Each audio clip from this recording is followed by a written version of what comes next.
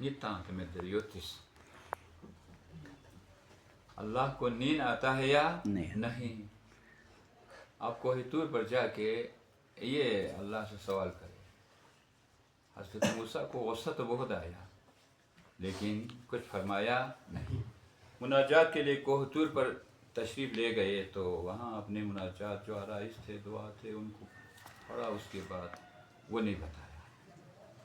اللہ تعالیٰ نے فرمایا اے موسیٰ میری بندوں نے ایک پیغام بھیجا تھا, تم سوال کیا تھا کہ مجھے نیند آتا ہے یا نہیں, یہ کیوں نہیں پوچھا؟ پالنے والے مجھے شرم آ گیا. وہ اس قسم کے سوالات کرتے ہیں تو میں اس لیے آپ بہتر جانتا. اچھا سوال حضرت موسیٰ کی اس وقت کی امت نے کیا لیکن انتہا حضرت موسیٰ پر لیا. اچھا موسیٰ ایسا کرو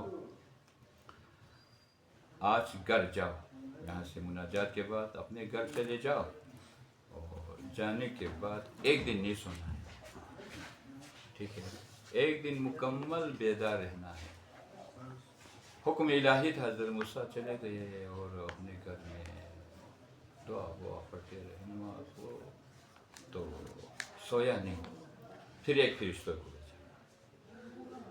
اس فرشتے کو 2 شیشہ آپ کہے لم, اس پر لم تامے تھا, وہ 2 شیشہ بھیجا.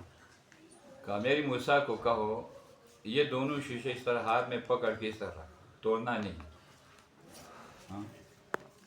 حضرت موسیٰ اس طرح کا ہاتھ تھک بھی جاتا ہے, ہاتھ دیتا ہے. ایک دن سویا نہیں ہے. پھر آخر کار کوشش کیا, اونگ آیا اس طرح سے. آخر کار نیند نے غلبہ ہو گیا, ایک شیشہ دوسرے سے ٹکرا دیا, ٹوٹ گیا.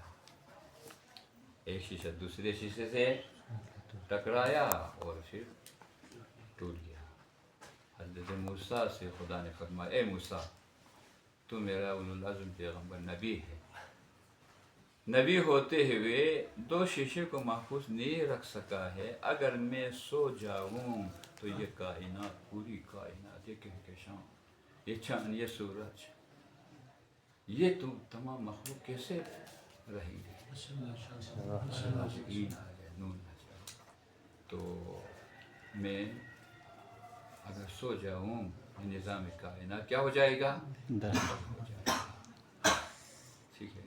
میں نے پڑھا ہے, ایک تو آپ کے پاس اگر ہو مولانا فرمان علی کے جو قرآن ترجمہ والے ہیں نا, اس کے حاشیے میں اس حسنۃ والا نوم کے بارے میں وہاں لکھا ہے. تو پھر حضرت موسیٰ پالنے والے یہ انہوں نے سوال کیا, مجھے تو پتہ تھا کہ آپ یہ سونا اونگ آنا یہ تو انسان کی صفت ہے, خالق کی صفت نہیں ہے.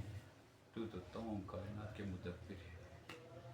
تو عزیزان محترم خالق حقیقی کی نظر ہم پر ہر وقت ہے, نیند کے حالت میں بیدار ہو جس وقت. تو خواب غفلت میں انسان نہیں ہونا چاہے, انسان بیدار ہونا چاہے کہ ہم اس دنیا سے جانا ہے, یہ رہنے کی جگہ نہیں ہے.